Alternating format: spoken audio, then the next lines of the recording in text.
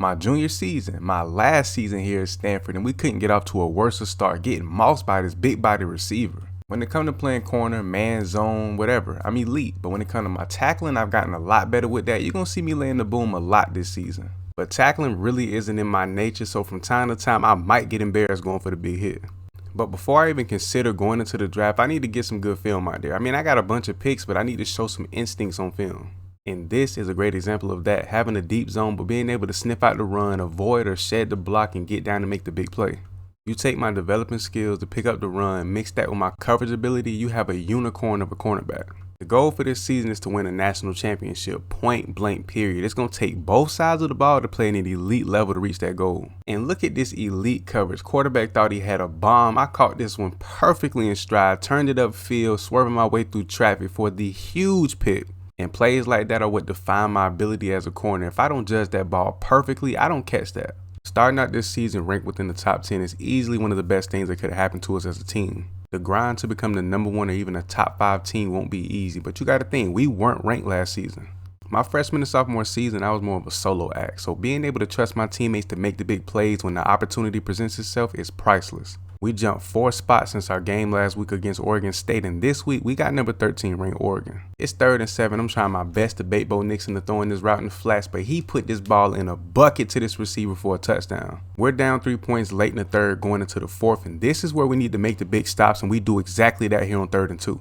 Offense needs a spark, so I get involved in the return game. After setting up some blocks, swerving my way through traffic, I set them up with some great field positioning. I came through with the huge return to set offense up, and they punched it in, but now I come up with the most clutch play of the game with a crazy sideline pick to cap this one off. No matter what their record is, every single season, UCLA gives us a problem, but we're trying to change the tide this season. I usually don't play or even recognize when they're running the screen, but that last play, I read it like a book, and then I had the nerve to drop the easy pick 6. This quarterback has been trying me out the gate, and I love it. I know for a fact I'm going to get a few opportunities to pick the ball off. We got a 13-point lead right before going into the second half, but on this play, they put the convoy in front of this running back, and I tracked him all the way across the field just for him to walk in the end zone anyway. At this point, I don't even think this quarterback cares about the big play. He just loves the fact that he can get away with these quick, short routes in my zone.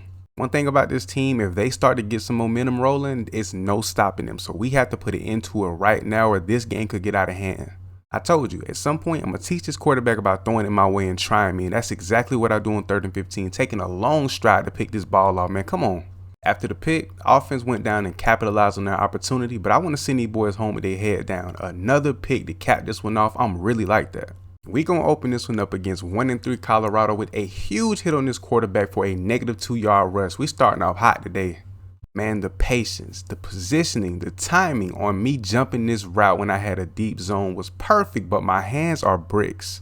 Nothing irks me more than dropping an easy pick, especially when it could have went for a pick 6. That's like my second drop, potential pick 6 in like the last 2 or 3 games. Want to know who ain't dropping no picks? Them boys on the other side of the field. He leaped up in the air on the deep ball, came down and toe tapped it. Oh my goodness. Remember I said I wanted to make a lot more plays, tackling and doing things like that? Well, it's been somewhat of an up and down experience for me.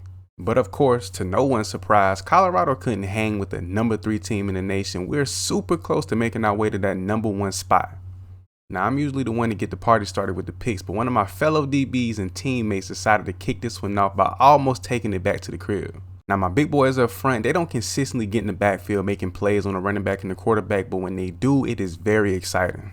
Now, I'm not one to give kudos and props to receivers I locked down, but I got back on this play, put my hand on that ball, and he still made the tough catch. Going back to what I said about our defensive front, that's probably our only weakness, so me stepping down trying to make more tackles will definitely help keep us from getting ran all over. When I'm not playing down trying to make plays in the run game, best believe I'm like a hawk in the air snatching that ball, bro. Somebody please tell my teammates, get out my way after I get the pick. I'm trying to go back to the crib. I can honestly say that this was a perfectly thrown ball, but even better coverage. The way I get back in stride and just snatch that. Come on now. First half of the season, we started off perfect, but this back half, this is where it really matters and where the true test begins. And so far, my defense, straight dominance. I don't even think we've given up 3 touchdowns in a single game yet. To make up them 2 potential drop pick 6s I had over the last couple of weeks, I get one here on 2nd and 13. I gave Drake May the look he thought he had to put this one into the crib. A quick tip to all my DBs out there, there's no reason to get back into a full sprint when you have help over the top. Stay in your back pedal, bait up the route, get a QB that look, and go get that pick. Now this is unacceptable. Offense haven't put up a point the entire first half. I know North Carolina is a pretty good team, but we got to find a way to score on teams like this some way, somehow. But if they ain't gonna do it, I'ma do it. I grabbed my third pick, my second pick six, put up our only 14 points we've had throughout the first 3 quarters. Well, I guess my boys on the offensive end needed a lot, and I do mean a lot of motivation to go down and score because they finally went and did it midway through the 4th quarter. During spring and summer practice, I did what all players do. Worked on my game, worked on my technique, got better, gelled with my teammates, you know, the usual. But if you remember back to last season where I went through somewhat of an identity crisis and I was trying to find myself, I did a lot of that too. I had to do some self-reflection, my cocky, arrogant attitude, the way I moved throughout life, the way I looked at people and viewed everything. I had to completely change my perspective. And hold on, can we take a second to just appreciate the speed at which I got back to the sideline to get this pick? Amazing. But the way I viewed things was completely screwed up, and I didn't notice it until I got an inside look into someone else's life and their problems. So in order for me to continue to grow as a man and a person in general, I've been doing a lot of things like getting involved with the community to help those who are in need. And to be honest, I never thought it would feel this good to be such a helping hand to so many people. It's really amazing. And what I say, that schedule finna start getting real. Number 6 ranked 6-1 Washington. We at the crib though, but we are in the rain. 3rd and 5, and they're just about to start knocking on the door to the end zone, but I ain't letting it happen. I sit on this route, get back to the spot before the receiver, and I pick up the interception. I hate having to do this. Track a running back, receiver, or any player all the way across the field to try to make the play myself when my teammate 6 just ran right past him. It's been somewhat of a trend this season for quarterbacks to only throw the ball my way when I'm not baiting up the receiver, if I'm all over him, if it's a super short route. I'm starting to see the light from my team. I got exactly what I wanted out of my guys today. We stepped up and played big on both sides of the ball against a very good Washington team. See, when I looked at the schedule, I envisioned USC being ranked, probably undefeated around this time, but 5-4, that's outrageous. But we ain't gonna sleep. It's games like this where you're playing what seems to be a lesser opponent where you have to step up and dominate. Because the moment you sleep like I did here on 1st and goal, they can either punch it into the end zone or just overall make a big play to change the game. You probably noticed, but we're now the number 1 ranked team in the country. And if we finish this season now undefeated, bro, that's like a guarantee to the national championship. But if UFC would have had success on this last second Hail Mary, the national championship, being number 1 ranked in the country, all of that would have been out the window. Fall off of this Cal team needs to be documented. This time last year, they were ranked within the top 15. Now they're 2-8. But one thing about it, bro, they always have a decent, if not great, running back. I wouldn't be surprised if he break off a few good ones on us today. The entire game against USC, I didn't get targeted. But when I finally get an opportunity against Cal, my teammate cashed in before I could. But going through 3 quarters and barely putting up 10, 15 points, I'm tired of it. We cannot win a national championship playing like this. It's do or die. 1 minute left in the 4th, 3rd and goal. I come down, get the tackle. I rip the ball away just as we're coming down, but they do recover. And as soon as I was about to set my mind on us going into overtime, this receiver drops the easiest pass of his life, giving us the win. How is Notre Dame ranked at number 19, sitting at 7-4? I have no idea, but this is the final game of the regular season. It's been 2 games since my last pick, and I'm starving for one. And I finally get another opportunity, but I misjudged the ball, and this receiver runs right past me. And crazy enough, right before the second half, one of our savvy seniors takes a page out of my book, plants that foot, get back to the sideline for a great pick. Bruh, it's been so long since I got a pick, even my technique is a little off. I let this receiver beat me inside with this slow, ugly cut. Somehow we dropped back to become the number 2 team in the nation, and I think that's partially due to the fact that we don't put up many points against teams we should blow out. One play stands in between us and a perfect regular season. He throws it right in the coverage. My teammate on his way down catches the pick and secures the dub. After a nail biter against the number 19 ranked team in the nation, we dropped from number 2 in the nation to number 4.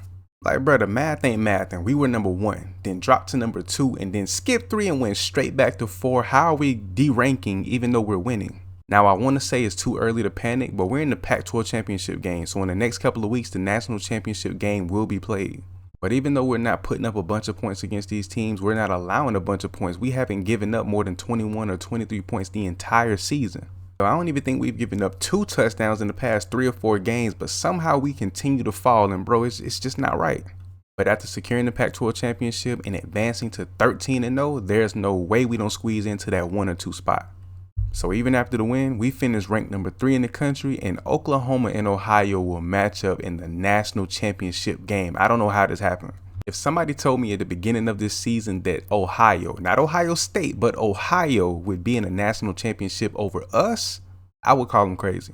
Don't get me wrong, an undefeated season is something to be very proud of, but I really thought my last year here at Stanford, we would be competing in the biggest game in college football. But I think it has to do with what I said earlier this season. We weren't putting up any points against teams we should have blew out, and I think that really hurt us in the polls. But after not getting an interception for 4 straight games, I finally break my dry streak with a pick here on the sideline against Indiana. But I ain't done turning up. On this play, I redirect my focus multiple times, get back in perfect position for the pick. I even had a decent return on it. And to put the cherry on top of an already amazing performance for myself, I high point this ball to the fullest, come down, toe tapping, and send them boys home. A perfect 14-0 with no national championship while playing in the Pac-12, that's unheard of. And hands down the most shocking thing about this entire season, Ohio finishes undefeated as well, and they win the national championship against OU. I can honestly say my college career was successful. I'm a proven winner and game changer, so whatever NFL team takes a chance on me, they getting the best player in the draft.